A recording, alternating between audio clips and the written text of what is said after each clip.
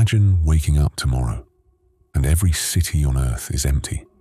No bodies, no notes, no fire, no war, just silence. The food still on the table, the tools still on the workbench, the streets perfectly clean.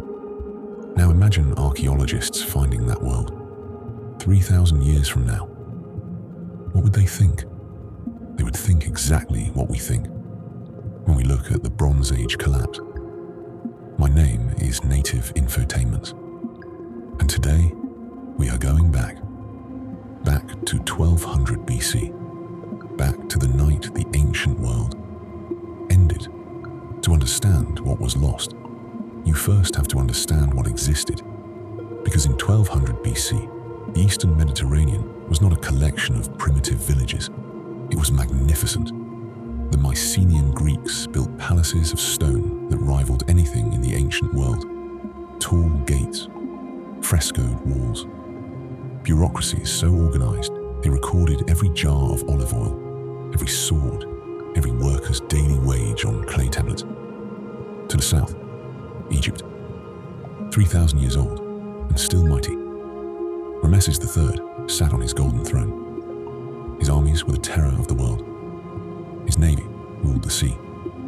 To the east, the Hittites, masters of iron, empire builders. The people who negotiated with Egypt as an equal, which almost no one in the ancient world could claim. And threading between them all, the Canaanites, the Ugarites, the Cypriots, traders, shipbuilders, the connective tissue of an entire world economy. These were not separate civilizations living in isolation. They were one system. They traded grain and copper and tin and wine and cloth and horses across thousands of miles of sea and desert road. They wrote letters to each other, kings addressing kings as brothers. They sent gifts. They arranged marriages. They loaned each other architects. It was, by every measure, the first globalized world, and in the space of roughly 50 years, it collapsed. All of it, gone. The year is somewhere around 1200 BC. The exact date, we don't know. History rarely gives us the courtesy of a timestamp when civilizations fall, but we know what we find. We find Mycenae, burned. We find Tyrannus, burned. We find Pylos, burned so completely that the destruction baked the clay tablets inside the palace. And those tablets, preserved by catastrophe, tell us something extraordinary. They tell us Pylos knew it was coming. The last records from Pylos, written in the days just before the fire, are military dispatches, watchers posted on the coastline, rowers commandeered from civilian life and sent to sea, emergency grain allocations. Someone in Pylos sat down at a clay tablet and tried to save a city. They failed. To the south, Egypt survived barely, but recorded something chilling. Rameses III carved the story onto the walls of his temple at Medinet Habu. He described an invasion, not by one enemy, but by a confederation of peoples he called the Sea Peoples. And listen to how he described what happened elsewhere. No land could stand before their arms. The Hittite Empire, gone. Ugarit, burned and abandoned, never rebuilt. Cyprus, destroyed. The palace economies, shattered. Trade routes that had operated for centuries, severed. And here's the thing that keeps historians awake at night. There are almost no bodies. When archaeologists dig these sites, they find destruction, yes. Burned roofs, collapsed walls, ash. But the people, they just left. Most of them walked away, which means this was not simply a massacre. It was something far more complicated, far more human. So who did it? For over a century, historians pointed at the Sea Peoples, the mysterious raiders from nobody quite knows where. The Aegean, Anatolia, somewhere in the west. Rameses defeated them in battle, so they must be responsible, right? Well, here is where it gets complicated, because the more we dig, and we have been digging very hard, the less the sea peoples look like a cause, and the more they look like a consequence. Think about it this way. When Rome fell, the barbarians didn't cause Rome to fall. They walked through a door that was already open, a door opened by a century of political instability, economic strain, military overextension, disease, and climate shift. The same pattern is emerging from the Bronze Age. We now have paleoclimatic data, pollen samples, sediment cores from ancient lake beds that show something remarkable. Around 1200 BC, the eastern Mediterranean entered a prolonged drought. Decades of failed harvests, grain prices spiking, the great palace economies, which ran on agricultural surplus, beginning to crack. At the same time, scholars believe there were earthquakes, multiple ones, hitting the Greek mainland hard, and, critically, a disruption to the tin supply. Tin, of all things. Tin. Bronze Age civilization ran on bronze. Bronze required copper and tin. Copper was local, tin was not.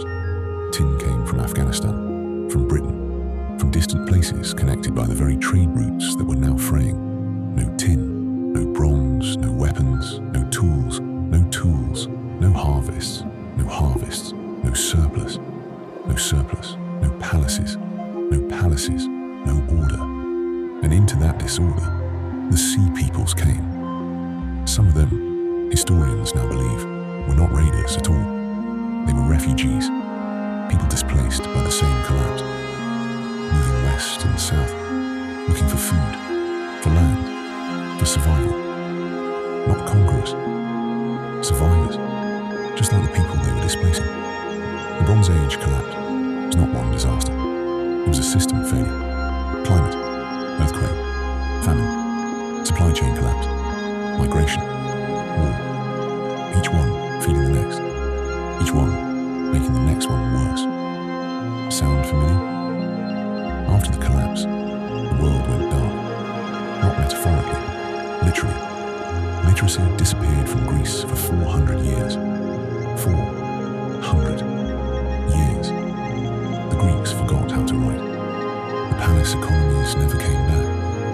The long-distance trade networks, the ones that had connected Britain to Babylon, collapsed and did not reform for centuries. Population levels in the Aegean dropped by as much as 75%. Entire cities were abandoned. Fields that had been farmed for 1,000 years went to weeds. We call this period the Greek Dark Ages. And the name is apt, because when light returned, when Greece began to write again, began to build again, began to trade again, the people who emerged had no memory of what came before. Homer wrote the Iliad and the Odyssey in the 8th century BC. He was writing about the Mycenaean world, the Bronze Age world, as legend, as myth, as a golden age of heroes that could never be recovered. He didn't know it had been real. He didn't know that Agamemnon's palace actually existed. He didn't know that Troy, the city at the center of his greatest poem, had actually burned. We only knew because Heinrich Schliemann dug it up in 1871. And even then, it took us another 100 years to understand what we were looking at. The Bronze Age collapse is not just a history lesson, it is a mirror. Because the systems that failed in 1200 BC, the global trade networks, the agricultural supply chains, the political structures too rigid to bend in a crisis, they are not so different from the systems we rely on today. The scholars who study this collapse, and there are many of them, and they argue passionately about every detail, they all agree on one thing: speed. The thing that most surprises them is how fast it happened. Civilizations that had stood for centuries, gone in a generation, maybe two. And the people who lived through it, they didn't know they were watching the end. They just knew the grain was running low, that the ships weren't coming, that the palace hadn't paid the workers this month. They just knew something was wrong. If you are the kind of person who finds that thought interesting rather than frightening, you are in exactly the right place. Subscribe to Native Infotainments, because we are only just getting started.